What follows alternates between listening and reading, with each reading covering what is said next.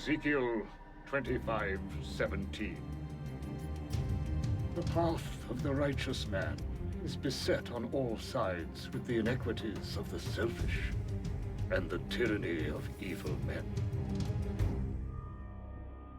In a world of cartoon voices, animated, really annoying, etc. Blessed is he in the name of charity and goodwill. Shepherd the weak through the valley of darkness. Praise truly his brother's keeper. And the finder of lost children. And I will strike down Upon those with grave vengeance and with furious anger. those who attempt poison and destroy my brothers. You will know my name is the Lord. You could call me Jesus. You could call me Christ. You could call me the Lord. Well, I'll lay my vengeance upon thee. My sweet, sweet, sexy vengeance. You gotta watch this. What's the name of it?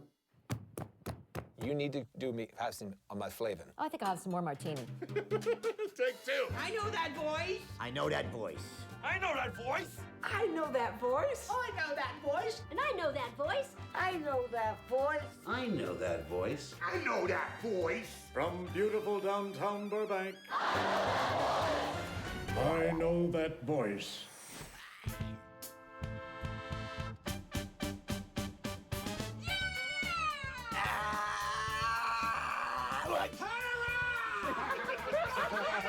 We've scaled the heights of adequacy.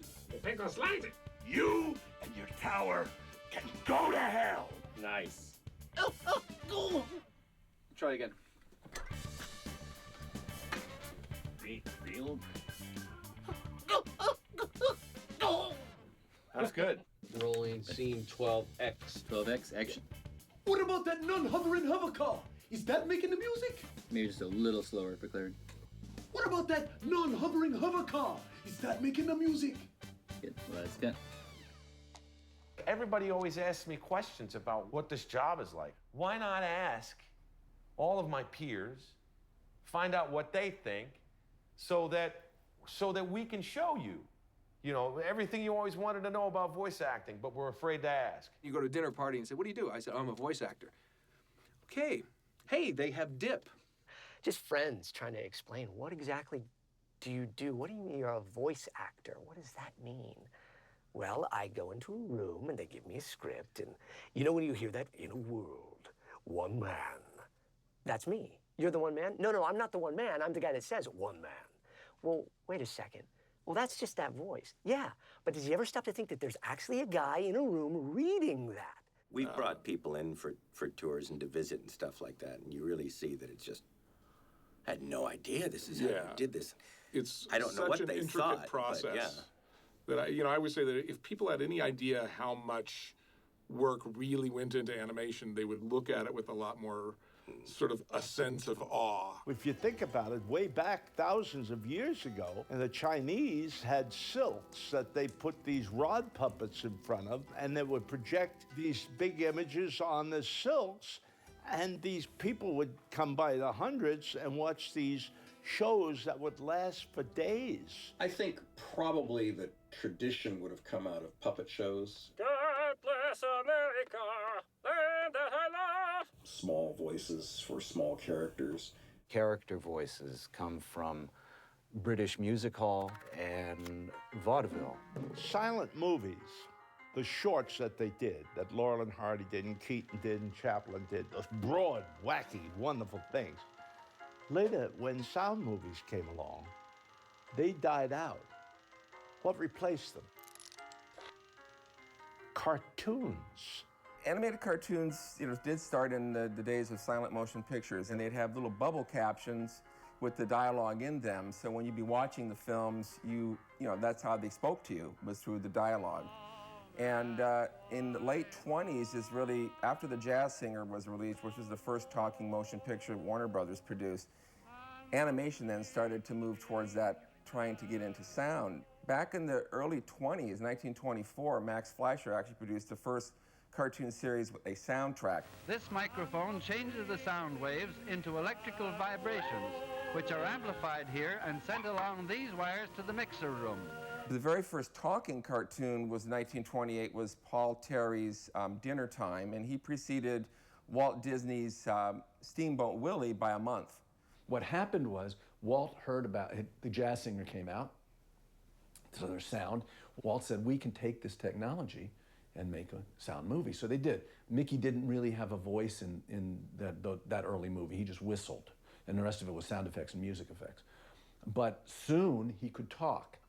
And then when he decided to do features, and the first feature, Snow White, was called Disney's Folly, nobody thought it would succeed. But when he started doing features, and even before that, when he was casting voices for the short films, they were using radio talent. Those are the great voices. When I was a kid, there was no TV now, remember, no cell phones, no nothing, except radio. You know, you'd sit and you'd look at the radio. Everybody would sit around and look at the radio, even though there was nothing to see there. Radio not only prepped me, it prepped everyone else in early cartoons, because they were all from radio. The first session I went on with the Jetsons, I was terrified because, you know, I thought, oh, it's cartoons. I've never done cartoons. I walked into the room and all of my radio friends were there. Radio is very much like an animation session. You just borrow from whatever experience you've had as a radio actor or animation person. It all seems to work out. Back in the days of old-time radio, as they call it now, that was essentially voice acting. Strangely enough, when you do a cartoon and they edit it all together and get it ready for the animators to animate, they call it the radio show.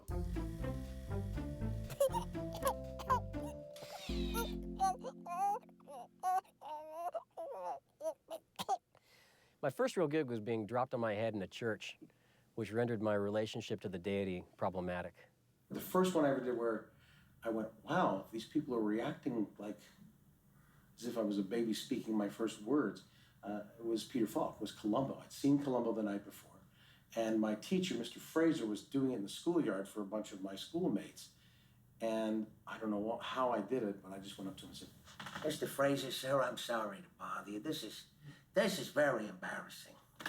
You're murdering a Peter Falk impression. And I went and everything, and I discovered I could do something well. I remember I was 10 years old, and there was this woman, Phyllis, who was running the front desk at Lee Strasberg. And she was so funny with me. I'd be at the 7-Eleven across the street, and she'd, you know, run across and say, Alana, I know you across the street smoking marijuana with the homeless. You get your ass over here right now, and you learn how to act. And then the phone would ring. She'd say, Lee Strasberg Theater Institute, may I help you, please? I never forgot that. My parents are from Buenos Aires, Argentina, so entonces yo puedo pronunciar algunas palabras, right? I can hear it. And then my best friend's parents were from Glasgow, Scotland, so if I wasn't listening to Carlitos, no me digas, I was listening to Carlos and Kevin, get outside for Pete's sake. So right there, I had an early influence of wanting to imitate people's. I always was doing voices from the time I was really small. My mom did cartoon voices at me, like, you know, just... She would talk like a little baby. What are you doing over there? And so then I would talk back to her, and people would say, she's never going to learn to talk normally if you keep doing that. I knew about voiceovers when I was little. I did, like, you know, Burger King commercials and stuff like that. And then it wasn't until later that I discovered that I could marry the two with, you know, acting and voiceovers, animation. If you want to do animation, you have to be in LA. This is the animation capital of the world. This is in every single biography you ever hear. Broke, lonely, and no future in sight. Fame was right around the corner. And then they go to commercial. Then we come back, and they're famous. Wait a minute. I want to know what they did those mornings when they couldn't get out of bed. What did you do then? What did you do then? I keep having this recurring dream, same thing, that I'm walking down the street, it says fame, and as I get closer to the street, this keeps getting longer and longer and further away from me. Just know that it's a profession. It needs to be taken seriously. You gotta, have fun and never grow up. But at the same time, you gotta really be where the major markets are, and you need to have access to the material. And there's no right or wrong way to do that. It's your own journey. You can't use someone else's journey. It's your own thing. I slept my way to the top. You know, it's rampant in this business, you know. Before you move to the big market, I think it's wise to build up two things. You need to build up your well-deserved confidence by doing professional live performing of whatever kind you want. The other thing that you've got to have is you also have to earn your armor. You have to have a degree of armor to deal with all of the rejection that you're going to get as an actor. It's a huge commitment to pursue anything in the arts. First thing I tell people is, because everyone will say, you know, I think I can make some money at this. Never do anything in this business for money. You got to do it because you get a high at the microphone. I took voiceover classes. My animation guru, I mean, off and on for 10 years, was Dawes Butler. The revolving door of talent in Dawes' class, Nancy Cartwright, Corey Burton, Greg Burson, Mona Marshall. Dawes, I mean, he was brilliant. When you look at a piece of copy, he was talking commercial copy, of course, you have to really, even if it's a line or two, you have to be able to pick it up and see, what is this character? Who is she? What's the frame of reference? Okay, look at that piece of copy. Who's that speaking? So perhaps if she's a woman of elegance, you know, you might have some of that oral happening there. And if, you know, she's really tiny-assed, you might have a little bit more of a oral nasal. And then, you know, combination of adenoidal then gets you into being, you know, maybe somebody who's kind of shy. Project Bad Tidings. Obviously, it's the first step to a successful career in voiceover is you go right to the steel mill. You know, as soon as you're 18, you get a job on a blast furnace, which I did. And then I went to New Orleans and took the precaution of becoming a deckhand on a riverboat, which is another, I mean, cliche, you know, it's how you prepare. And sell encyclopedias and do Mardi Gras floats and what else? Sing a rock and roll band, and it's all the stuff that used to get me kicked out of class, and it's great. One of the first things that I did was Back to the Future, the animated series. I'm pretty sure that I got that part because I was the only kid at 9 that could say, I'm computing the logarithmic equivalence of the atomic weights of certain isotopes found in the lanthanide series of rare earth elements. So I kept it around, never letting it out of my sight. Where is it, damn it? Quit goofing off! You may be asleep, but you're not on break! One of my friends was listening to WBCN FM, and they did a lot of wacky things. They were having a contest to who could sound like Mel Blanc. So I kind of sheepishly called, and you go, hello, BCN, you sound like Mel Blanc. And I didn't know what to do. I was put right on the spot. And I was like, click. And I said, I'm gonna call him back. And so I get him on the phone. I got busy, and then I was like even getting angrier, and I just let him have it once. He said, hello, you sound like Mel Blanc. And I was like, what do you think, idiot? You know, and of course I do, Doc. You know, and you're despicable if you don't put me on the air. You know, just all junk like that. And he went, hold on. Next thing you know, I was on the radio. They called me and said, we would like you to play SpongeBob SquarePants Grandma. Well, I thought that was a good idea.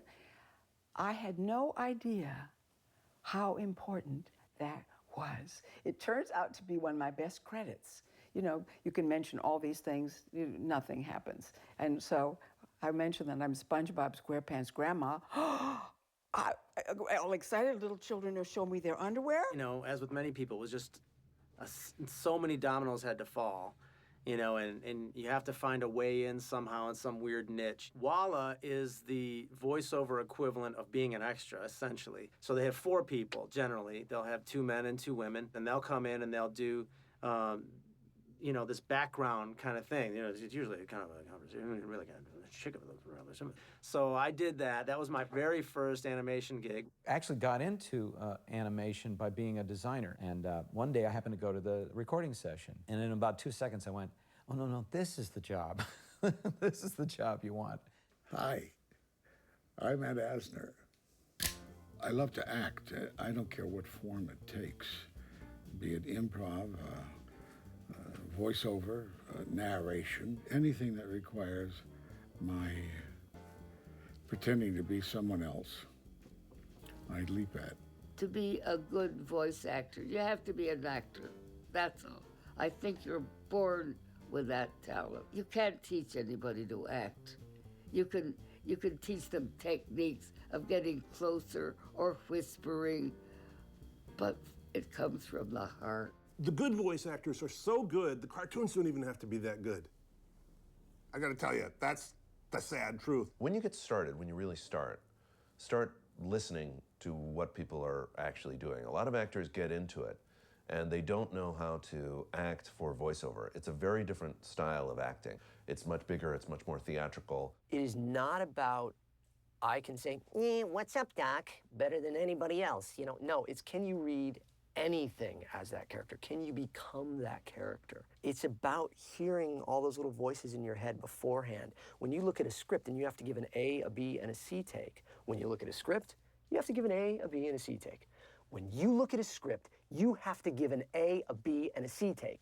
All of them have to be different. Voiceover is about creating characters who may be funny, or may be dramatic, or may be scary, or whatever. It's the same as acting, it's just you don't have to get up at 6 o'clock in the morning, which is why I'm interested.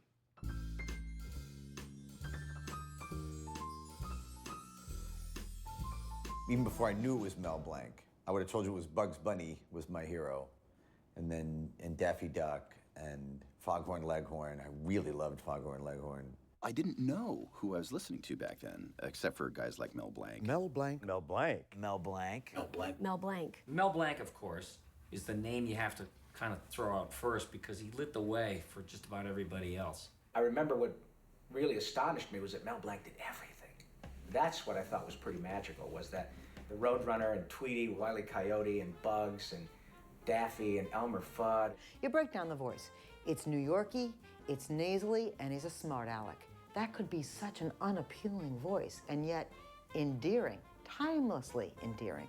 Well, they told me that he was a tough little stinker, so I thought maybe Brooklyn or the Bronx. So I put the two of them together, Doc. That's how I got the voice for Bugs. In the episode Wabbit Season, Duck Season, that episode of Bugs Bunny where they're sort of arguing as to which season it is and who Elmer should shoot, Bugs comes out dressed as Daffy, and Bugs does a Daffy impression, and then Daffy comes out dressed as Bugs and does a Bugs impression. And they're different voices. One sounds like Bugs trying to be Daffy, and the other sounds like Daffy trying to be Bugs. And it's unbelievably impossibly hard to do.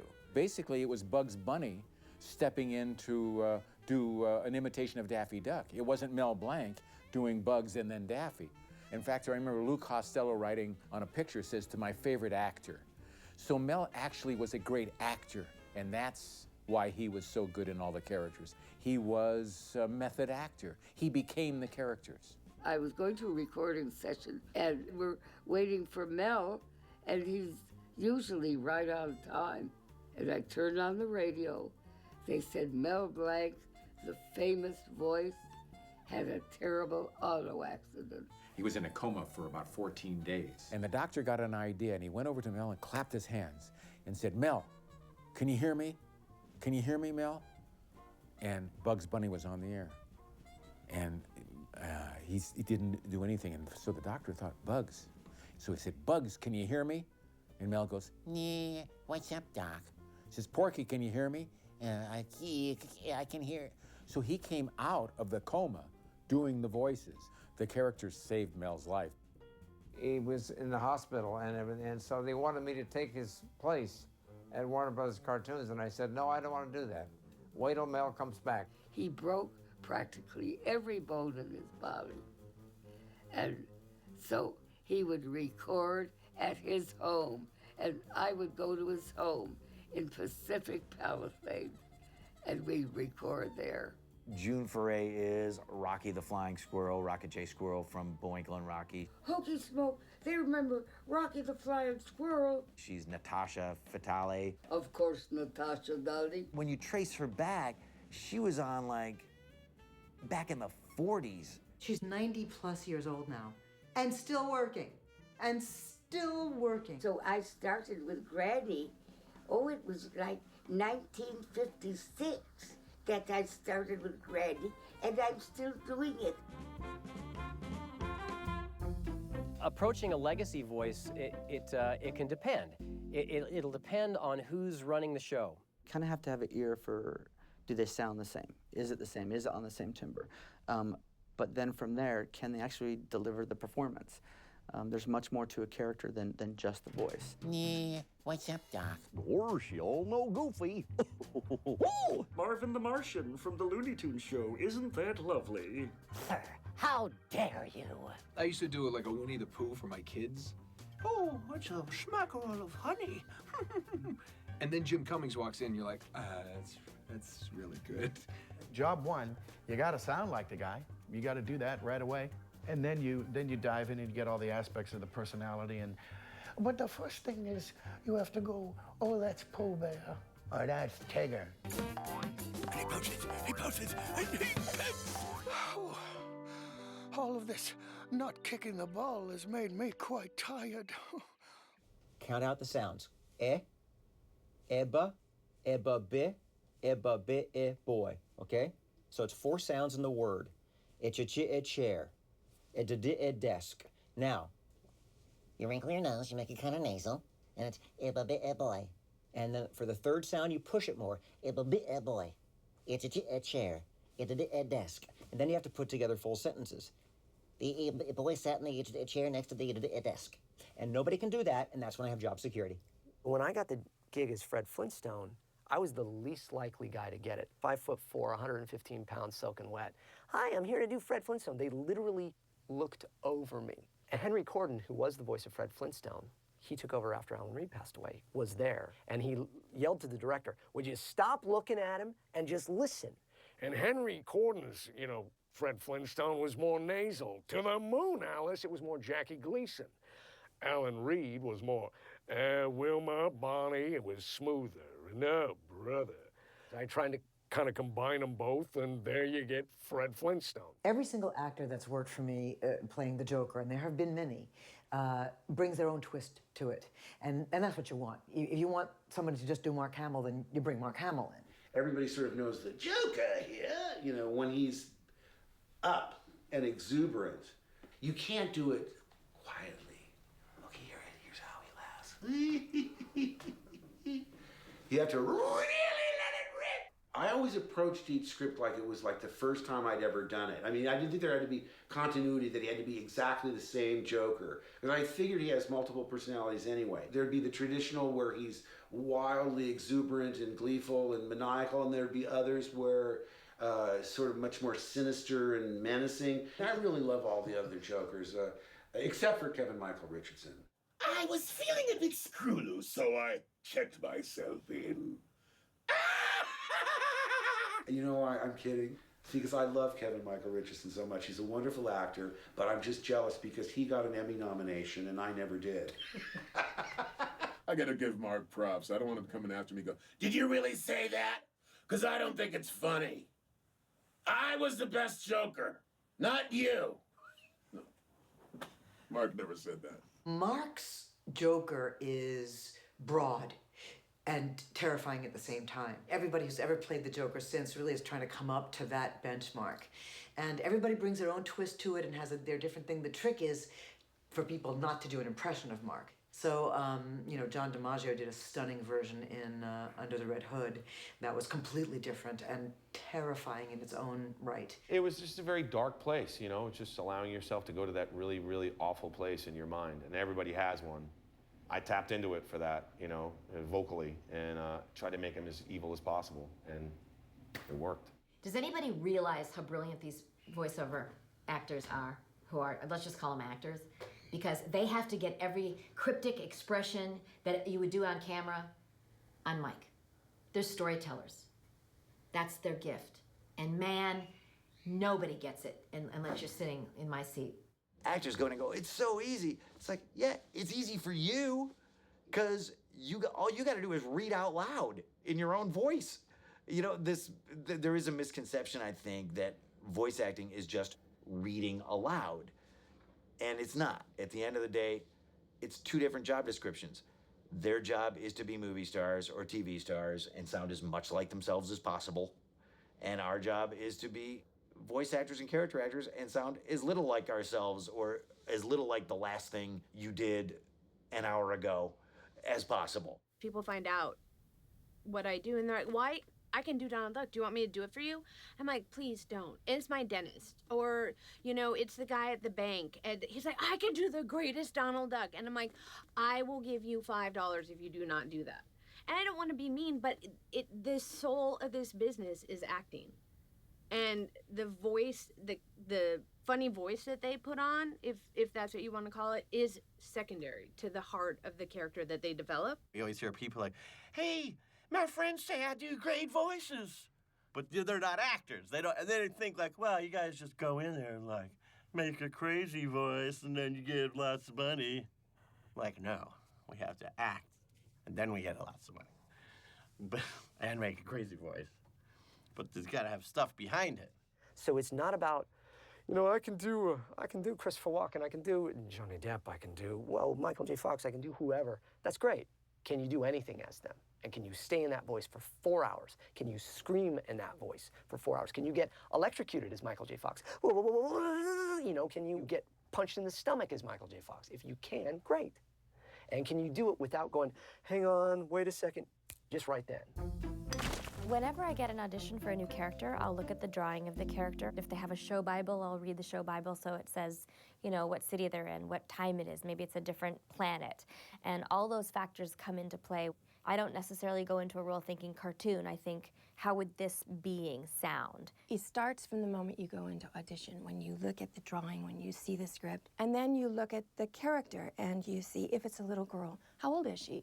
You know, is she 5 years old? Is she really tiny? Because then the equipment's gonna be little, itty bitty, right? But if she's 8, her voice box is bigger. She knows more. She's a little more confident in the world. For me, it really starts with the artwork. I like to see a picture. I like to see, you know, how tall, how short, how heavy, how light. You know, it's gonna be Skater, you know, my skinny, ain't got no teeth, so he's got a little bit of a whistle in that when he talks. Like with Tommy, like he's got these funny lips, right? He's got this big kind of slurry sort of thing, you know, he's got this thing. So when I first saw him, to me, there was some kind of speech thing. I'm not really so sure about what's going on around here, but I guess it's okay. You know, here's a picture. Here's where he lives. This is, you know, he's half a child, half a man, you know, kind of Pee Wee Herman, a little bit of Stan Laurel, a little bit of Jerry Lewis, a little bit of Munchkin. And, You know, it's not really a kid voice like a Charlie Brown realistic kid voice, but it's not really an adult either. You know, if the character has really big buck teeth, you may do it differently, or if they have a very, you know, big tongue and they lisp a lot, you know, if there's a lot of spit involved in the picture, then you may do something different. If you sound like you have a large chest, they will animate you with a very large chest. You know, say that there's a character and, you know, he's a deep voice character and they want, you know, like a giant. He's a giant. And this is, they want him like this, but, you know, they want to keep him bright and they want to, you know, they want to have him very intelligent. So, you know, he's this kind of guy and, you know, or maybe he's got some tusks or something like that, you know, so we can put that in there. Or maybe he's not that bright, so maybe he will talk like this a little bit. That's the kind of thing you're able to do with a character. You ready, man? Yeah, dude. Put your pants on. Okay. On Futurama, we didn't know what Bender the robot should sound like. A robot. What do you know? Because the tendency, and what most people did when they came in, I am Bender, I talk like a robot. You know, there was all that and variations of that. I auditioned for Bender. I just played him like a construction worker. Let me just bend that for you. We were really going through a lot of people, and then somebody said, "Hey, Dave, you sound kind of like a robot. Maybe you should do the part." I chose to take that as a compliment. So he tried out, no good. He agreed, no good. And then John DiMaggio came in, and John did this, you know, kind of drunk, aggressive, belligerent, but not scary, just kind of over the top, you know, just, guy had one too many, right? And that was it. It just made us laugh so much. Slim Pickens. What in the hell in the wide world of sports is going on? The drunk at the end of every bar. Just, if you don't even know why people, I want to tell you something. And then there was this guy, a friend of mine, Ralph Colombino, from college, did a Charlie the Sausage Lover. Sausages, fun to have fun. You got all kinds of sausages. You got dry sausages, you got sweet sausages, you got wet sausages, you got hot sausages. So you put those three in a blender and you get Bender. You know, let me do this. Yeah, okay, sure. Thanks to you, I went on a soul-searching journey. I hate those. Now give up the free will. Now hand it over. You want it? Come and get it. Why, you lousy! In my mind, that's the voice that Bender should have had and always would, but we didn't know. We didn't know. So John nailed the character and actually pushed the character in that direction. Wow. You know, Billy West and Jim Cummings and Jeff Bennett, I always say they have this Rolodex in their head and they just flip through it and it's like, okay, like by decade, you know, 40s weird accent or whatever, and just, you know, they have all these references. Dr. Zoidberg, who, when they showed me the drawings, he had all this cool meat hanging off his mouth. And I thought, well, he's got to be impaired somehow. And I thought, what marble-mouthed peripheral actors were there in history? And I put two together. One was a vaudevillian named George Jessel, and he had a marble mouth, like this. But then there was also an actor named Lou Jacoby who came out of Yiddish theater, and he was a marble mouth too. To have this voice who was just Dr. Zoidberg, like, young lady, bring me a sandwich from the dumpster, and leave the maggots on it.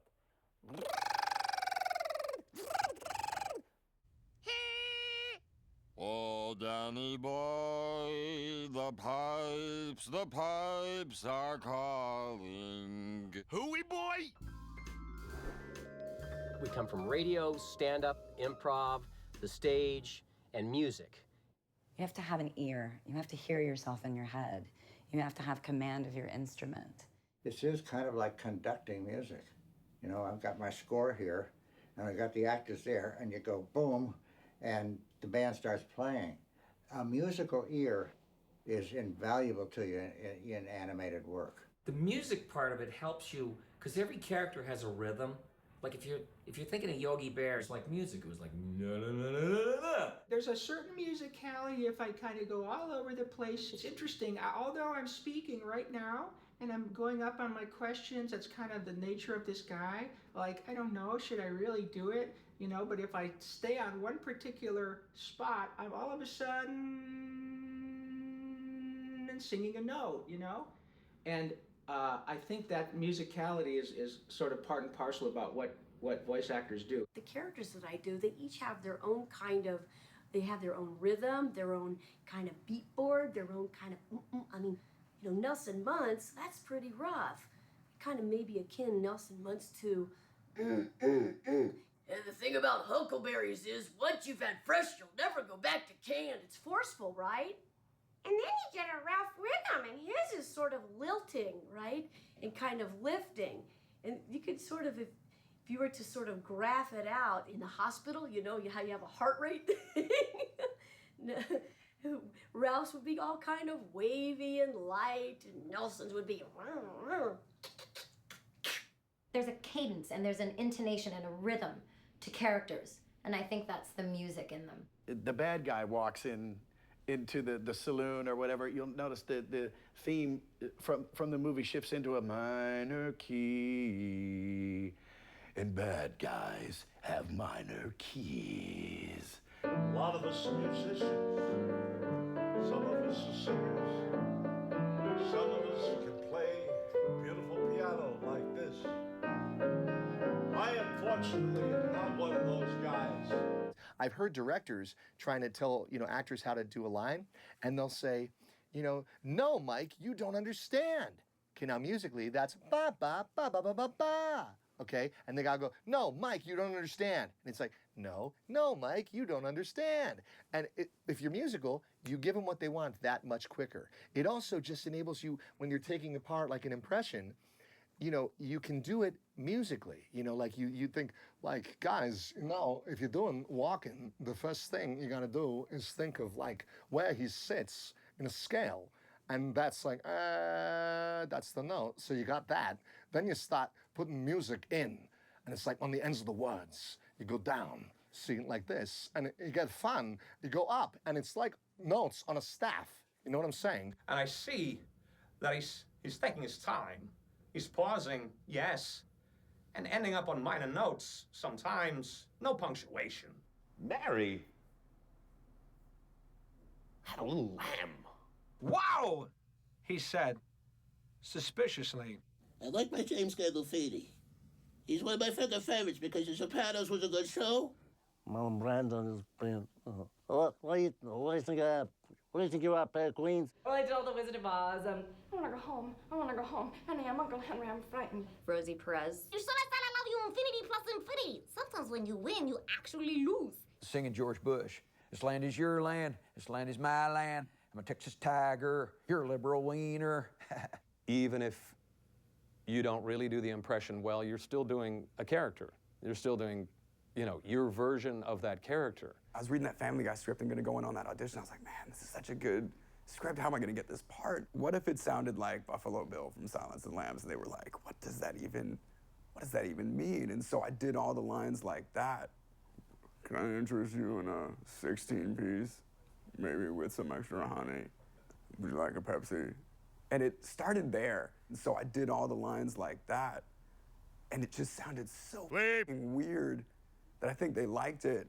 Initially, this was basically a Phil Hartman impression. So yeah, it's a great skill to have because you can then take that voice and twist it or put a different accent on it or do the bad impression of it and it might even be funnier, you know.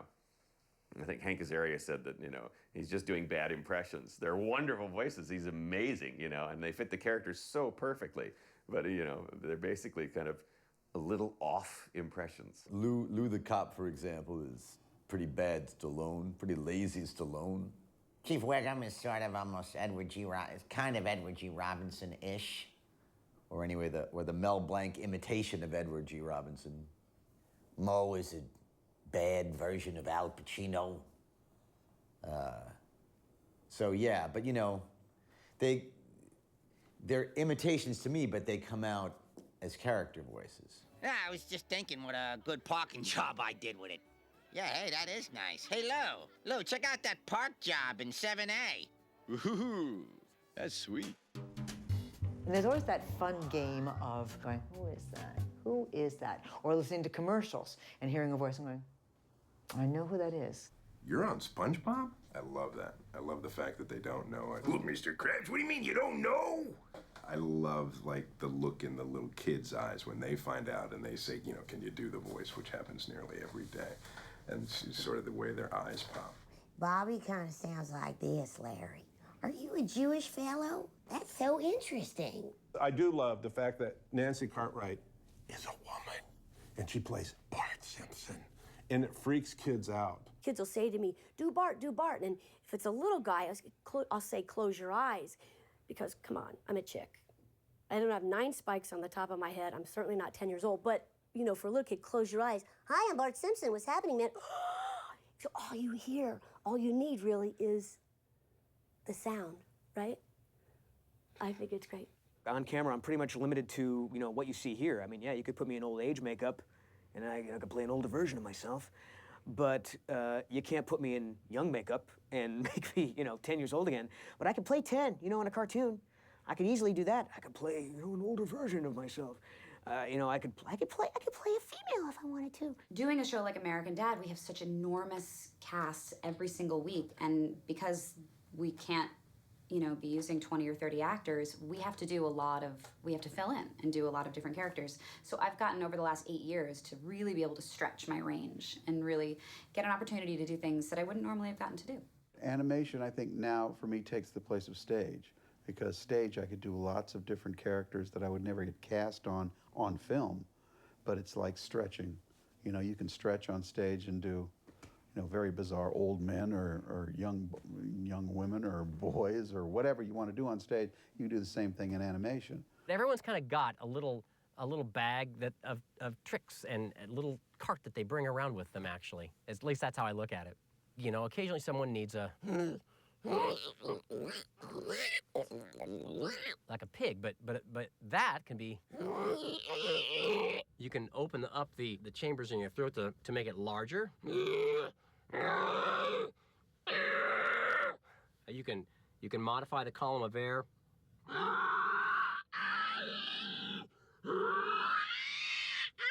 You can just squinch it up there in all these just horrific kinds of ways.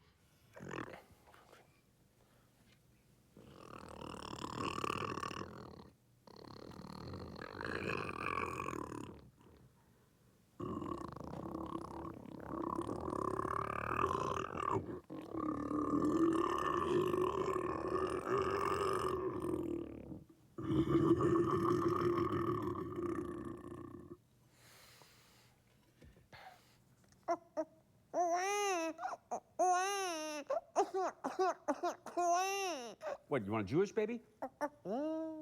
Right? What do you want, Italian baby? Hey, that worked well. The dolphin. The dolphin-esque laugh. I always loved Droopy. He was always a very fascinating character for me. Isn't that rather fetching, Captain? And yes, I have to do that. It hurts after 2 hours, but that's all. Well, I can do him sort of like that, but it's a little easier if I take my jaws and go. And then Jamie Thomason, the director at the time, he said, try one. And I remember laughing, going, well, I'll try one. Well, it does sound a little better with just one, and it's not too much that way. Not too bubbly, and yet just bubbly enough. Aye, aye, Captain. Set her down, boys. Dawes also talked about physical. What do you do, Yogi Bear? He would stick his chest out. That's how he did it, hey? What I teach my students is if you physically play the character, the voice will follow. When I do Joseph, my fingers always go out. And the sound guys, you can hear this because there's this noise in my fingers, and I never do this in my daily life. A lot of it comes out of, Bobby, I'm not, and it just happens. And we do Akbar on Robot Chicken. It is this. It's because, Akbar's always, there's a trap, and he's doing this. I remember with Rocco, to get into character, it might be, oh my, oh my. I sort of literally put my hands together because that's how they animated it. Oh my. You don't necessarily have to cross your eyes, because nobody will see that, but for me, it helps to get into that real dumb kind of guy. You're not separated from your voice. Your body does the work as well. You see them all doing, you're in the character. Your body can't help becoming the character, and you can't sit there and go, my voice is doing this. It's like I see Doofenshmirtz up there, I record the voice, he comes out there, and as soon as the voice is attached to those drawings, that's just his voice to me. And the first time I saw a video of me doing it, my first thought literally was, oh, that's not what I pictured that guy looking like. The upper decker, the pickle slicer, the stand, and... Volition is our ability to choose what we are going to do, whereas evolution, that's got something to do with monkeys, I think. To be, or the opposite. That is the question, folks. They've got a dime a dozen people who can say, what's up, Doc? I ta putty tat. That's all, folks. If you can do Shakespeare as Porky Pig or Sylvester the Cat and stay in character, you probably can handle the script for the movie. I'm not trained in this, so forgive me. All the world's a stage. And all the men and women, merely players. They have their exits and entrances. And one man in his time plays many parts. His ex being 7 ages. At first, the infant, mewing and puking in the nurse's arms. Doesn't sound good to me, folks. And then the whining schoolboy with his satchel and shining morning face, creeping like snail, unwillingly to school. And then the lover, sighing like furnace. With a woeful ballad made to his mistress eyebrow. I don't know why he's talking to the eyebrows. It's a strange place to talk to you, but there you go. Then a soldier, full of strange oaths and bearded like the pard. Ooh, a bearded pard. Jealous and honor, sudden and quick and quarrel, seeking the bubble reputation in the cannon's mouth. And then the justice in fair round belly with good capon lined. With eyes severe and beard formal cut. Full of wise saws and modernists, yeah. And so he plays his part. The 6'8" shifts into the lean and slippered pantaloon. How would you like to slip into a slippered pantaloon? Well, that's very naughty. With spectacles on nose and pouch on side. His youthful hose. Well saved. A world too wide for his shrunk shank. Oh, that's a small shank he's got there. And his big, manly voice. Turning again toward childish treble, pipes and whistles in his sound. Last scene of all. What? That ends this strange, eventful history. His second childishness and mere oblivion. Son's teeth. Sans eyes, sans taste. Sans everything. Scene. Where's my check? The thing I love is when people find out that this, you know, SpongeBob and the lottery scratcher guy and the guy from the kids show that their 3-year-old watches and the guy saying side effects may include diarrhea are all the same guy. I freaking, that is, to me, that's the payback. They go, that's all you? That's all the same guy? You go, yeah. They go, you're like, where's Waldo, man? It's like incredible. You're everywhere yet nowhere, man. It's really important in animation to not just have one voice. There are certainly people that can maintain careers with a kitsch voice or sound, but for the people that work a lot, it's because they're versatile. It's because they can change their voice. For the most part, people wouldn't guess that Bubbles is the same as Terrence from Foster's Home, because one is like a very high-pitched girl like this, and the other's a dude. I'm not a chubby crybaby. Ooh, that's even better! All the way in Malaysia. But they're gonna pick people that, hey, can you throw in a cheerleader or a little boy or a little girl or an old lady? And you're just going to work more if you can bring another character to life. Versatility is the name of the game. The more changes that you can make, the more nuances, the more characters that you can come up with, the better chances are you are getting cast. Sign falling on Randy. Action. Ow! Sal, infuriated by this loud space noise. Ah, quiet! I can't hear myself jackhammering. Surprise, Dad. You mean before the Y2K turns our computers and waffle irons against us? I've played black guys. I've played transvestite prostitute robots. I've played women aliens. I've played so many different kinds of characters through voice acting. And it's so freeing and it's so much fun, and I get to be broad and I get to perform, I get to act, I get to live this out. On camera, playing a black guy, there's no way. There's no way. I have a project called Off the Curb. It's with Mondo Media. It's a web show that the whole cartoon itself is improv, and it's four guys on a street corner of African-American descent talking about whatever subject they're talking about. Frankenstein will whoop Dracula's ass. Oh, hell no. No, it's the truth. That's ridiculous. Bill, that is not ridiculous. Here's why it's ridiculous. Only thing Frankenstein got from him, he got some metal bolts in his neck where Dracula would normally bite him. But Dracula would suck Frankenstein dry. Willie, that's bullshit, man. Frankenstein to come up on Dracula and punch him right in the mouth. Gentlemen, I just need to correct you. It's not Frankenstein. That's Frankenstein's monster. The monster's name is Tomas. You can't suck the blood out of a man who already dead. That's right, it's green blood. Green blood! So that's how it started, and I thought about a year later I should get an all-star cast. Why not get black people? Why not get real black people? Basically, that stuff is animated jazz. Nobody's louder than John DiMaggio. The policemen are having the sirens ripped out of the car and just replaced with John DiMaggio saying, "Slow down!" He plays a black character in this thing that we're doing. And like, there are people I'd love to be mad with, like, man, don't do no black character. You're insulting. But him, it's like, respect. So I've gone out and gotten him several black girlfriends just off the power of his throat alone. He has what they call an NT, a Negro throat in the business. Very Negro throated. He's the blackest white guy I know. Hey, listen, for one thing, I'm gonna tell you right now, white people with their dogs and their yoga, man, frustrating. That's all I gotta say, it's frustrating. White people are frustrating. Coming out to Hollywood, you're like, you know what? No, you're not gonna do anything and everything. Not all of it is for you. But with animation, you can become anything and everything you want. Now, I love animation. I love animation because in the world of animation, you could be anything you want to be. If you're a fat woman, you could play a skinny princess. If you're a short, wimpy guy, you could play a tall gladiator. If you're a white man, you could play an Arabian prince. And if you're a black man, you could play a donkey or a zebra. And if you're a Filipino-Canadian, you could play Chris Rock. I don't know which staunchy guys you've had in here that said it's difficult. I'd like to punch them all in the throat for saying such a thing. It's not.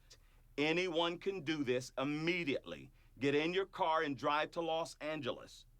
Get here right now and get on the microphone. You'll make millions of dollars and have both white and Asian women. You know, we spend 98% of our time doing the business of doing business, like tracking down the opportunities, doing the auditions, sending in the MP3s, blah, blah, blah. But the 2% of the time we get to actually play and have fun, that's why I do it. The hardships of the voiceover business, if you're talented, number one is getting an agent. A good agent is somebody who is going to get out and try to get your name and your voice track around so people pay attention to you. Hey, Don Pitts, just calling in to see how Casey's doing. He was my first agent. You know, he'd be, okay, here's a spot for Target, Jeff, and he'd have a little thing, and he'd have the timer, and he'd say, and you've got 60 seconds, and go! You know, so all of my readings were like, at Target, you have, you know. When we cast a series, our casting director goes to the agents and asks them to submit their clients. And that's how, that is how it works.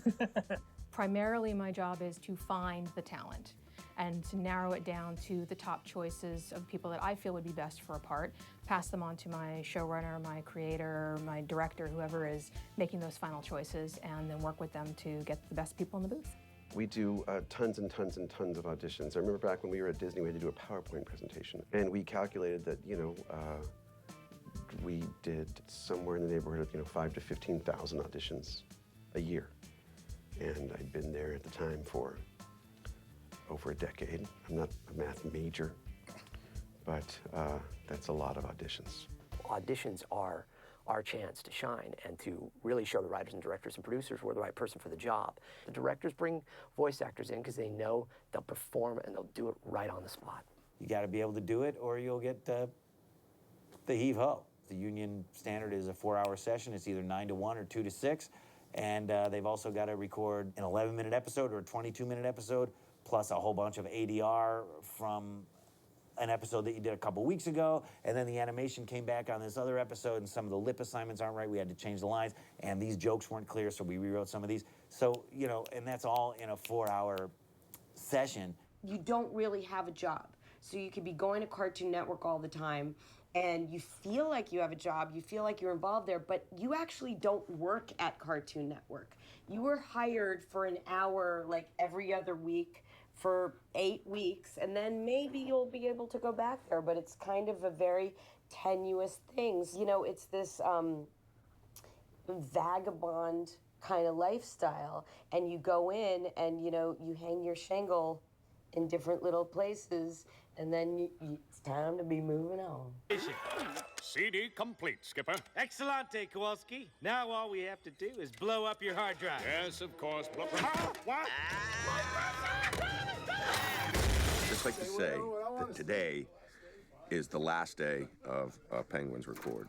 So that's what we're shooting today. And it's a very sad day, but it'll be a very funny day. So that's that.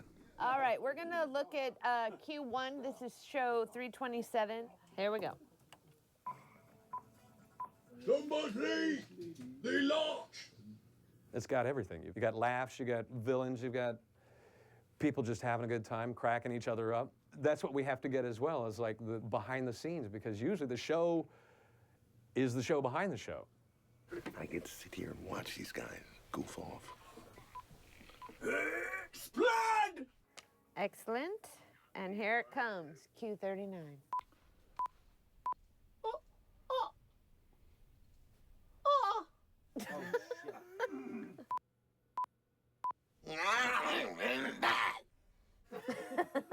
Good. That's good.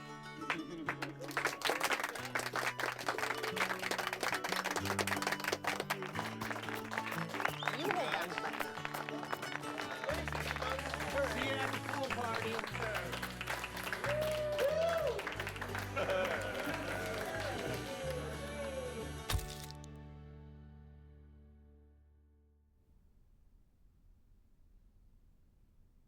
There's a bunch of us that literally say we get fired after every job.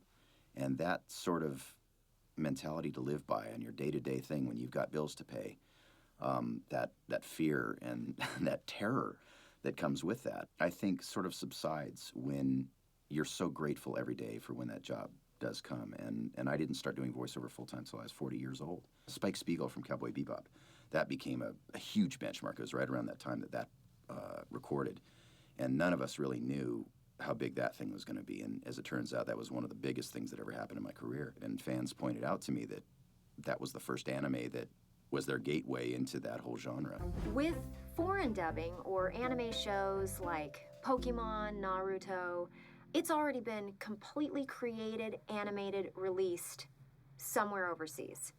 You go into a studio by yourself and you sync it up to the picture. So they will take each sentence line by line and you will sync it to fit the lip flaps of the pre-existing picture. You literally watch TV and talk at the TV all day, and hopefully you've got good writers, and on that fourth imaginary beep, you try and bring this character to life. You try and lift it off the page with the constraints of time, because it's already been animated, the flaps are already there, and you want to try and make it sound as natural as possible, so it's not one of these, you have destroyed my village kind of a thing. I never really knew this world existed until, I grew up watching Speed Racer and everything, but I don't know, it's weird. You never sort of make that connection with, oh, I can do this for a living? That's pretty awesome. People knew I was a fan geek way before George Lucas's movies. But to me, you use your imagination, whether you're playing Robin Hood or you're playing Zorro or Superman, whatever it is. It's not that different. It really isn't. With voiceover, I'm just telling you, I said, where has this been all my life? Because it's the ultimate kind of fun job to do. This iteration of Star Wars Clone Wars came out, not only was the artwork tremendous, not only was the writing outstanding, not only was the voice work great, but it was also in a world that had evolved from, my little 17-year-old boner life to this really super sophisticated comment about what's been going on and what could go on and how it should go on. I mean, it was kind of outstanding, and yet had this nostalgic feel. Currently, I'm the voice of the clones on Star Wars: The Clone Wars. The trick and the fun of it is to flavor them a little bit differently each time we do them. To make one a little bit younger, to make one a little bit older, to make one, with a little bit more swagger to them, so they all sound a little bit different. That's the fun acting part. The hard part is just making it straight ahead, honest, real. He'll strike a crippling blow to the Republic. Something has to be done. We can't risk the possibility that he might escape. As long as Krell's alive, he is a threat to every one of us. I agree. George Lucas and Dave Filoni have said, look, this character, Alec Guinness, will never be Obi-Wan Kenobi again. Ewan McGregor will never be Obi-Wan Kenobi again. You're the representation of Obi-Wan Kenobi, so make it your own. So I take a little, these aren't the droids you're looking for, a little, I have a bad feeling about it, and I combine them into my own, Obi-Wan Kenobi. Prepare yourself. The real fight is about to begin. With the Force, all things are possible. Yes.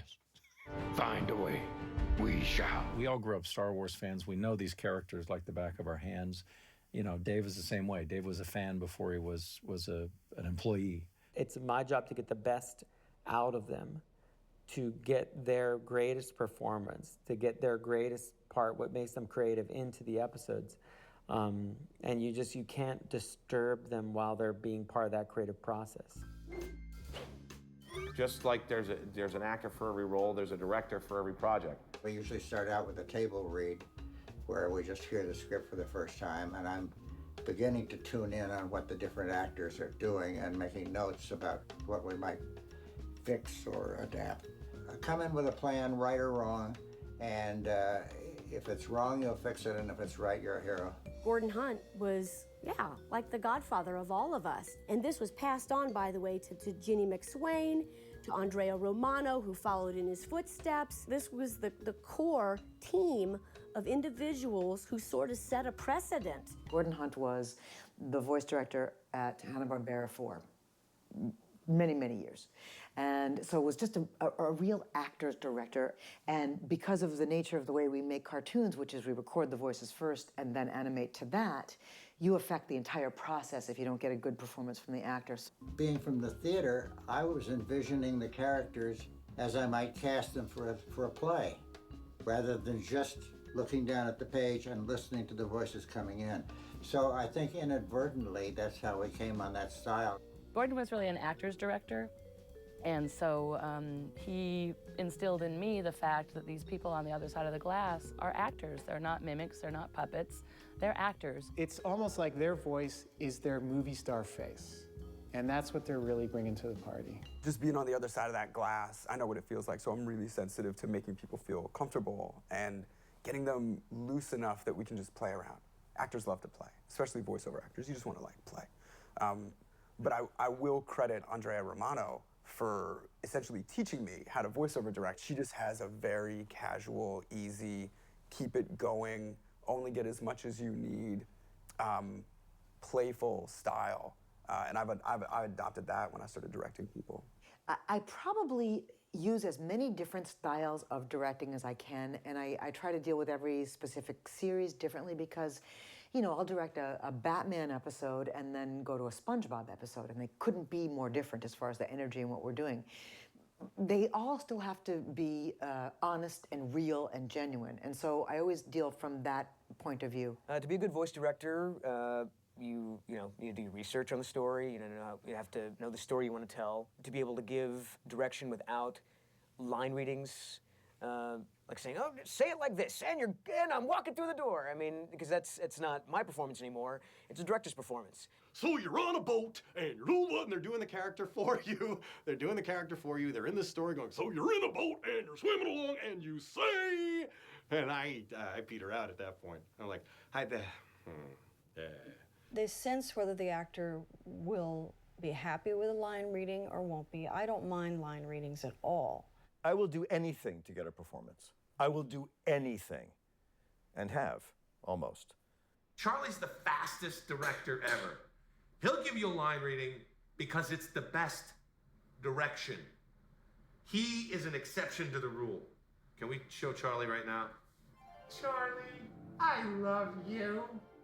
This is so spontaneous, and part of what makes the work so thrilling is not squashing the energy and keeping the actors engaged and excited and spontaneous and still being able to balance what's being said in the room, being able to deliver it as quickly as possible, as clearly as possible, and without having anybody feel like they're being dishonored.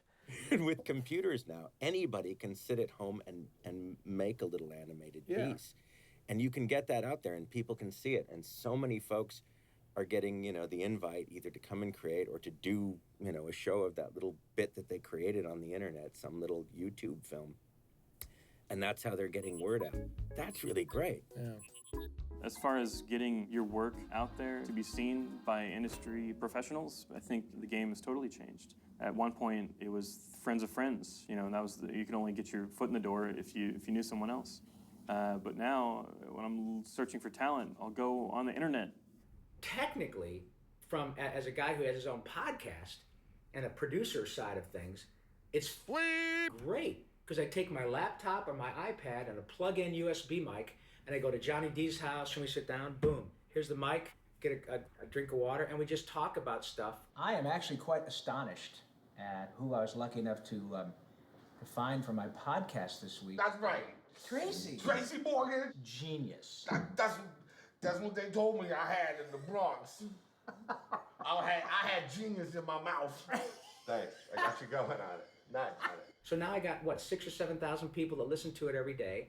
Costs them nothing. Costs me nothing to produce except my time. And I'm literally talking to people who are all my personal friends. Who's your friend? You're my friend, and you're my friend. Thank you. That's why I love. I love this guy. I'm a moron! Don't worry. I've got a plan that's gonna solve this biz. Homies help homies. Always. I'm ready to hear your plan, homie. I do a lot of on-camera gigs where everyone does this shtick and the B-roll about how much they love each other. It's such a bullshit. The truth is, in voiceovers, you really do love each other. I mean, they're just good people. And I don't know if it's because you're not seen and you don't get the acclaim. I don't know if that's the component that makes everyone so kind, but they really are good people. This is one of the rare mediums where people do refer you for jobs. Most of the jobs I get are references from other voiceover actors. That never happens. Or you don't get a job and you say, who would be good for this? Not me, but, Nika Futterman would be better, or so-and-so would be better. That never happens, but it happens here. Jen, I challenge you to a Tyson fight. It'll be indubitably good. In a sense, what we have here is a failure to exacerbate. Don't laugh at me or I crush you like a Hostess Twinkie. I'm gonna get truly righteous and put hurts on him that will show up in his grandchildren. I think Jim Tyson's a lot better than mine. He's amazing. He's like the everyman. He's all over the place. And you know what? He's so talented, you can't even stand it. Jim Cummings, I know I forfeit. I got to forfeit because Jim would win, I think. I think the camaraderie stems from the fact that no one ever sees our faces. In voiceover, you find a lot of people have a little bit less of an ego because if you love what you're doing, you don't need that validation. We grew up on these cartoons. We think this can be an art form as well as entertainment. And the future of animation and voiceover has expanded into so many realms. Now it's all over. There's Adult Swim. There's Flash animation with South Park where it's two guys doing everything. Or there's video games where it's 17 guys from the Bay Area, screaming their guts out, making these characters that people are going to play for 9 hours straight. The big thing about the progression in voiceovers is video games. But at last, the whole of Azeroth will break. The actors play a very crucial role in video games, especially with casting and recording, because we will spend a lot of time on the front end. We'll have lots of brainstorming meetings, we'll look at lots of concept art, where we do all this extensive work. We work on our story, we do everything we possibly can. And then we come to the booth with our idea and knowing what we want. And then this magical equation walks through the door, and that's the actor. Right now, video games is really dominating entertainment in general. It does take a huge group of people to create these, probably to a certain degree, maybe more than some movies. If you've ever seen the making of Avatar, that's how games are made. I can't know the whole picture doing a video game. I mean, I can't know the whole storyline. It's impossible for you to, and sometimes it's like, oh my God, well, how am I gonna explain this? The universes are just so huge, and the amount of information that they need to record is so massive because there are so many variables in the course of gameplay. Go, go, go! A lot of people might know that one. Get down! Frag out! Grenade! That's me. You can't teach that. You can only hope to duplicate it. There's been an evolution in video games of the visuals. The visuals were very primitive in the beginning, and they're getting better and better and better, especially as we get more mocap and stuff. The acting has evolved as the visuals have evolved, and we're allowed to be much, much more true. Thousands of lines, session after session. Gandalf is, he went to the north, he went to the south, he went to the northeast, he went to the southwest. He went, you have to do every freaking possibility. You'll spend 4 hours there with scripts that big, screaming your guts out. Well, we want to scream when you're bleeding. We want to scream when you're hot. We want to scream when you're sad. Give us now a 10-second fall. Okay, a 20-second fall. Okay, now you've been shot. Okay, now your leg's been hacked off and somebody's shoving it down your throat. We have pages and pages of reactions. I mean, when you're going through the game and you're playing and you hear this, like you're recording every single one of those things. You'll have short hit reaction, medium hit reaction, long hit reaction, short taking damage act. So we actually go down and for pages. I knew you'd make it, Marcus. Normally, you try and get your video games scheduled at the end of the week because there's so much to do within a video game, voiceover-wise, that you'll need the weekend to recover. So remember, this is where you're gonna just totally peak at this point. You just lost Dom. You're done? Everywhere you go, everything you do, it's always nothing but death, pain, and misery. I just lost my brother. You hear that? My brother. You and your tower can go to hell. Nice. Let's try one where you peak it at the right at the end. Got it. 1 second. Do it's always nothing but death, pain, and miseries. I just lost my brother, all right? You hear that? My brother. You and your tower and all the emulsion can go to hell. Literally, I've had friends of mine who've done that stuff and come out of there going, Oh my gosh, that session was impossible. I don't know how I'm gonna work tomorrow. That Batman sound when I first started producing it. And I just scrunched down on my vocal cords and I made this sound that was really sexy and really tough and really great. Well, after a few weeks of that, my voice was gone. I thought, wow, this is a problem. So I had to figure out a way to create the same sound but supporting it, which is what you do on stage. But I hadn't thought it would really be an issue because there wasn't any projecting involved.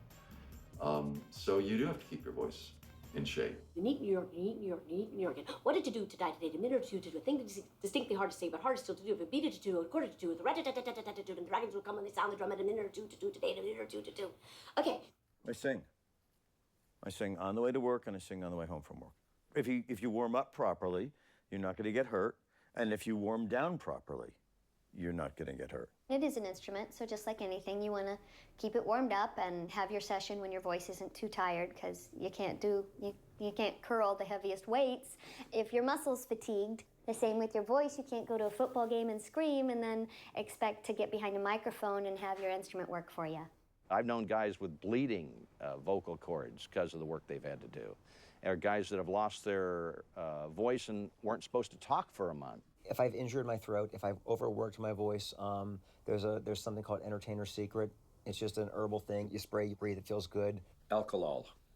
Not alcohol, alkalol. It's been around since the late 1800s. It's a throat rinse. Well, I have at least half a bottle of whiskey every night, 2 cigars, and a pack of cigarettes. I see the words blood-curdling scream in front of me 5 times a day, for real, on a good day, sometimes 20 times a day, okay? And when they say blood-curdling scream, that's what they want. I've figured out a way to yell that isn't as strenuous as it seems, and it's all about working the mic, you know?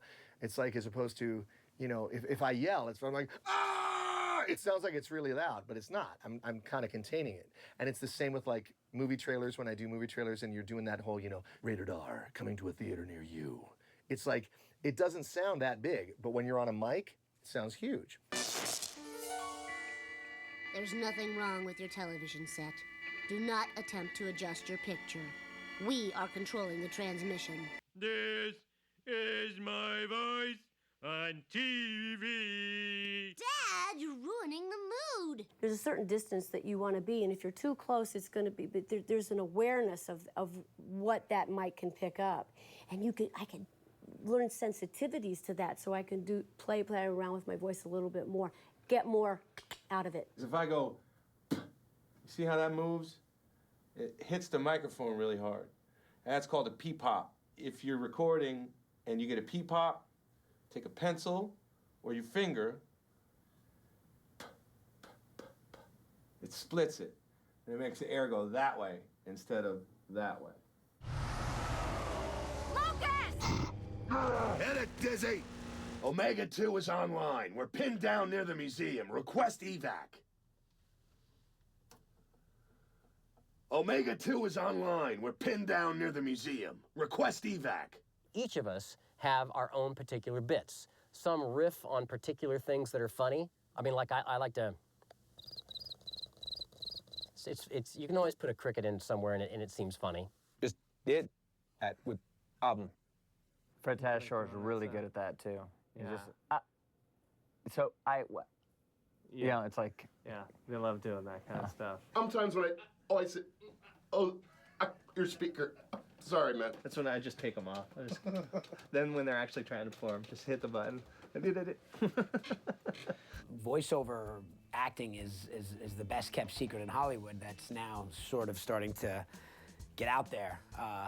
It's great. It's a great gig, and people are onto it. You know, for a while people didn't really know that it was such a big industry out there, but now the competition is getting tough, and more people are going up for those jobs. I think it should definitely be more about talent and skill. I mean, I think that the person should obviously bring something to the piece. I've relied several times on, well, you know, maybe they'll know my name and they'll just hire me because I've been too lazy to do a great job in there, and that doesn't really work. I understand that in the selling of the thing they're trying to do, the powers that be always want celebrities. But the fact is, celebrities can be good, can be bad. But when you're doing something as fast-paced as the animation that we do for Futurama and for Simpsons, just slowing down enough to say a celebrity's name. Oh my gosh, it's so-and-so. Slows things down. Generally, these days, if we have a celebrity, we try to have them play a character. At least that's my preference. And you know, I'd rather work with the regular voice actors myself.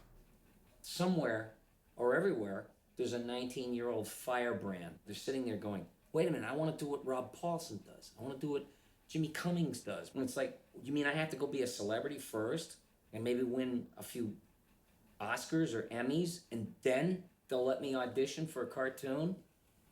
You know, so it seems weird to me. I have seen what it's like. You know, I've hung out with the absolute pinnacle of, you know, somebody who's famous pretty much every square inch of this planet. Hey, there it is. There's Tom right there. Hi, I'm Tom Hanks. I've traveled with Tom and stuff like that, and I see the crap that he goes through. And he's incredibly gracious about it. I mean, it's mind-blowing. But not being able to go to 3rd Street Promenade without getting mobbed, that's, I think at times these people regard voice work as kind of like being Clark Kent. It's like, you don't know that I'm really Scooby-Doo. You don't know that I'm really Superman. You have that little thing tucked away. You can have that little confidence, and you can bring it out if you need to. When you step into that booth and you activate these superpowers that you may have, which could be acting, it could be, you know, making funny sounds, or it could be dialects, it could be singing, but suddenly you're transformed into this super being that nobody knows. It's the secret superhero life. And then once you're done, you know, doing your show, saving the world in the show, then you go home. You step out of the booth and you put back on your Clark Kent glasses and you go back to your normal existence. It's pretty cool. It's really nice to be, to just be out amongst and just be anonymous, because you really are part of the world. Shut up! Stop talking, puny man! Voiceover people are, for the most part, different people because we're people that like to be anonymous. And so it isn't about ego. And it maybe for some people that kind of sounds like BS, but like I really mean it. I really mean that it's about a bunch of people who are really psyched that we get paid to have fun. I love it because I have friends that are, you know, I have a lot of friends that are recognizable, so I'm really cool. No, but you know, we can't go to Disneyland. Like I was like, hey, do you want to go to Disneyland with our kids? And they're like, I can't really go to Disneyland. And it's like, oh yeah, that sucks. Disneyland is awesome. So I went to Florida where my mom is and said, I'm going to take you to Disney World. And this little boy's standing there, and he's wearing an Animaniac shirt, right? And I go, yeah, I like him too. I said, it's funny that you have that shirt because, I do the voice, right? And he goes, what? What do you mean? And I go, I do the voice of Wacko, right? And he goes, so what? So do I. For real. And I go, oh, no. I don't mean like for fun. I mean, I do it on the show, right? And he goes, no, you don't. And I go, hey, wait a minute. I go, look at this. And I had this card at the time that had me and Wacko, because it was my first series. I was very excited. I had me and Wacko. And I go, look at that, huh? And he goes, oh, yeah. He goes, you got a picture of the characters. So obviously, I'm so sorry. I didn't believe you. And I'm like, now I want to kill him, right? And I go, what will it take for me to convince you? He goes, well, let me hear you do it, right? And dude, I never get nervous about anything. I was so nervous now because this little bastard, and I'm like, whoa, okay. And I go, boy, it sure is great to be here at Disney World. Happy Thanksgiving, right?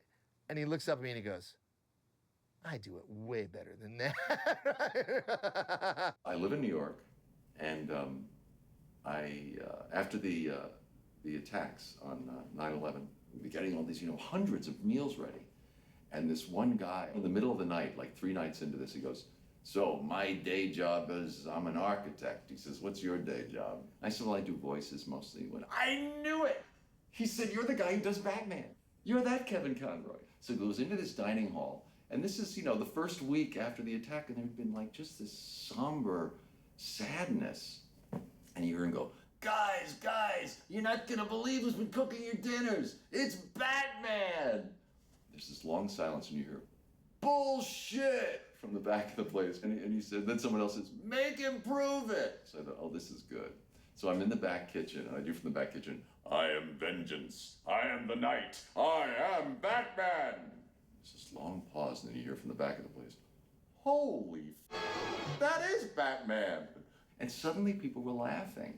And the architect who had recognized me said, what's it feel like to be Santa Claus? I said, because that's what just happened here. I used to think I needed to have that head snapping as I walked into a restaurant. It's him. It's the guy from that show. It just isn't that important because it isn't real. I'll never see those people again. And when I come to something like Comic-Con, with the place is loaded with people who are into the work, know what we do, know what we look like, and it's like getting to turn off and on that fame thing that my famous pals can't turn off during the rest of the years. I say it here and it goes out there. You don't know how many people are actually watching at any given moment, and to see that, at least a little bit of that at Comic-Con and all the people who truly are inspired. And you go to Comic-Con, you realize you're doing something, and these are people, they're grown-ups, they're people that you grew up with laughing, as well as, 5-year-olds.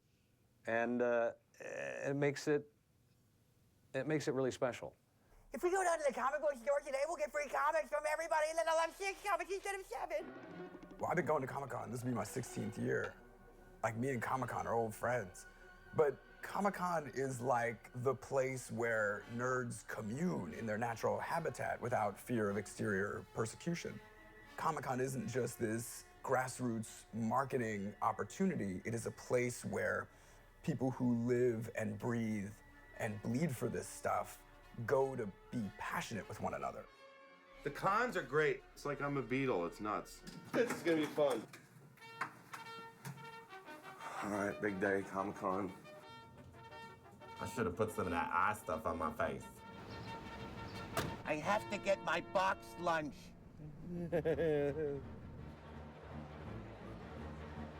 Going to San Diego Comic-Con or Dragon Con in Atlanta or any of these places, it's like a company picnic. You see people you work with all the time. It's really fun. Anything you're a rabid fan of is cool, man. And it's like, I think that the Comic-Con thing did something really great because it gave these people who are so into comics and cartoons and fantasy and anime and all these mediums, it's like it gave them a place to go.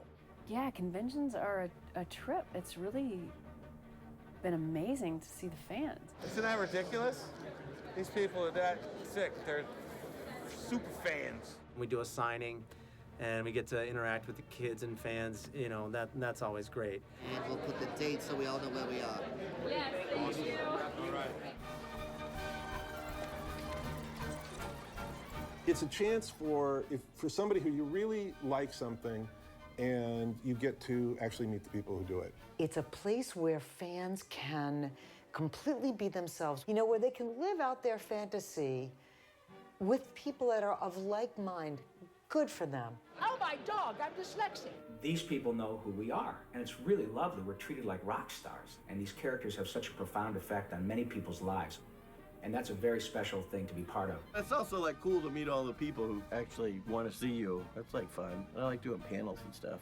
I love doing Comic-Cons and comic book shows where they are gracious enough to have voice people come and talk about the craft. There's so many people that light up that are interested in it, and I've been blown away. Still better than your cookie. What? Hey! What's wrong with my cookie? The best part, and it's gonna sound so cheesy, but it's the truth, is you meet the fans and you go, thank you. Thank you. Thank you for being into it. I'm glad you like that. It's worth doing and it's fun. If you can get through the sea of people. Comic-Con, you walk around like a baby because you can't move faster than a baby can, and you're just waddling, and everyone's bumper to bumper. That's why you can't. Everyone's just clustered together. Celebrities at Comic-Con, they escort them through these back alleyways throughout Comic. They escort them basically through the garbage area, which is rad. They sort of sneak you in the back, where the loading dock is. Lead you all these dark corridors. Come on. I know. You gotta hustle, man. This is Comic-Con for me. Voice of Jake the Dog, John DiMaggio.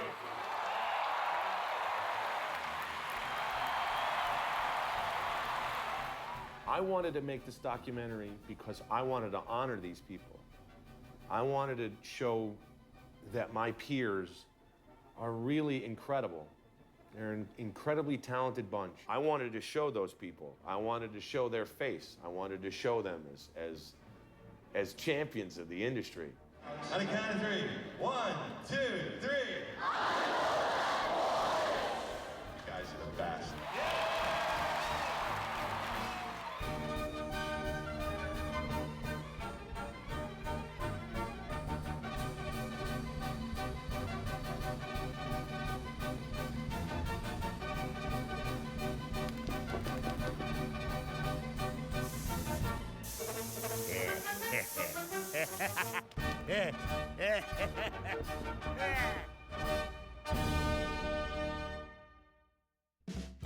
Oh, I can't. Is this the Bible or Shakespeare? I was Mr. Weed from a Family Guy. Peter, you're fired. Only you could prevent forest fires. I play a character called Granny Good, who's an androgynous creature. Motor bartender. Apu, the quickie mart attendant. And police chief Wedham. This isn't my home, actually. I just rented it. I didn't really rent it. I'm just hoping nobody shows up. Klaus, an American Dad, Little Fish in a Bowl. Hello, Schwingheil. Foop on Fairly Odd Parents. Hey, baby. This guy right here, Johnny Bravo. Who? Ethan Tweedy, for one of British. Grimlock, Dinobot leader. What's up, Doc? Wolverine from Wolverine and the X-Men. Kids will come up and ask you, can you do the voice? Ooh, Mr. Krabs, what do you mean you don't know? I don't do it for kids that come up and say, Do it. Do the voice. Do it. Do it. You're Mr. Krabs. Do it. Shockwave was a favorite of mine. And I'm Bart Simpson. Who the hell are you? Flame Princess on Adventure Time. Ever I hear one of my Best Buy commercials come on, I'm immediately the first one to stand up and hush the whole room. I do the voice of Batman for Warner Brothers for 20 years. I am Nightwing. And you got my good side. I do the voice of Tommy Pickles and Babe. Emily Elizabeth on Clifford the Big Red Dog. Hi, I'm Jimmy Neutron. Bandit from Futurama. Oh, yeah. No, just screaming for 4 bloody hours. Pluto, so I get paid to bark for a living. I'm a very caring, soft-spoken Helia. Dopey Smurf. Yeah. Worm guys, Men in Black. Cafe latte grande. Which way did he go, George? Which way did he go? Stretch sort of sounds like this. Squeeze sort of sounds like that. Neil is like, oh, hello, Meg, this, that, and the other thing. The noise of Maggie's pacifier. Daddy, I want to be a Powerpuff but they said I couldn't. The teeth reminded me of the Blue Meanie from Yellow Submarine. Those teeth, those teeth, those teeth! The best thing about voiceover is when you're in this little thing and you see everybody in the control room going. You go, there, I just did my job. Wacko on Animaniacs, that was one of the first big ones. And Roger Rabbit, that was even before Animaniacs. I'm Ironhide in Transformers. I talk like this. I couldn't say anything without rage. Billy from the Grim Adventures of Billy and Mandy. I like pie. King Julian of the Penguins of Madagascar. I'm going to teach Kim Possible the power of Pequot Taishing Monkey Kung Fu. Megatron.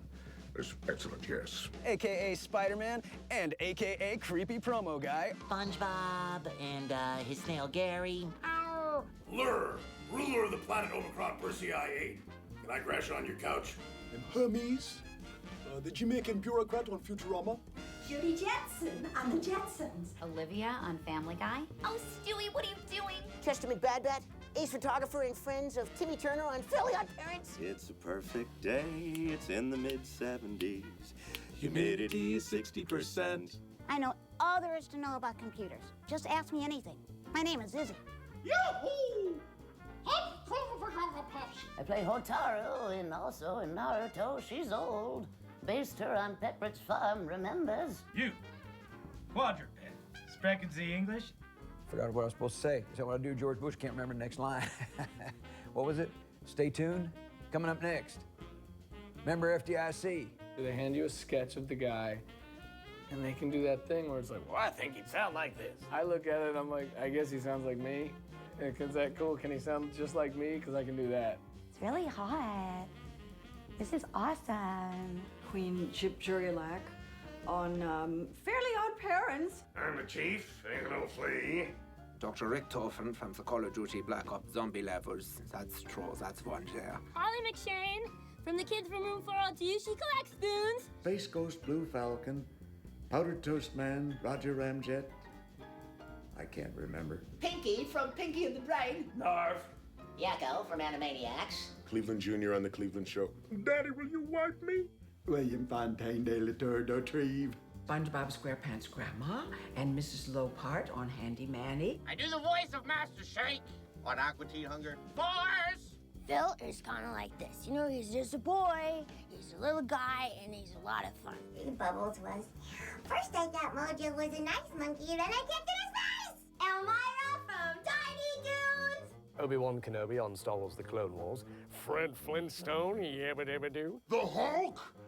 Or is Damon Baird in Gears of War? Oh, piggy head! Your feet, they look like boats. Strudel, she's German. Little Susie in Phineas and Ferb. Captain Quark from Ratchet and Clank. Hello, Space Cadets. Lumpy Space Princess. Oh my God! Will you button me, Ren? I play Uncle Ruckus on the Bone Doc. It's the Tonight Show with Jay Leno. Look at this face. I know that he is a... Oh, wait. I don't know why I launched into Aaron Neville right there. So to you, I say, that's all, folks. A 1, a 2, a 1, 2, 3.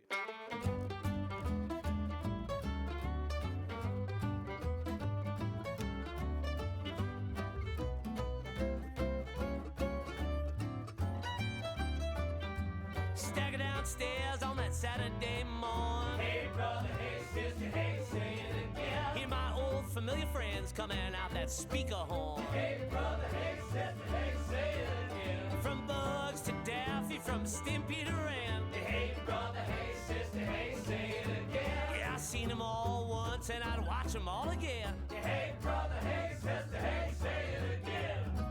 Out of a million faces, Lord, I made my choice. Well, hey there, friend, would you say that again? 'Cause I swear I know that voice.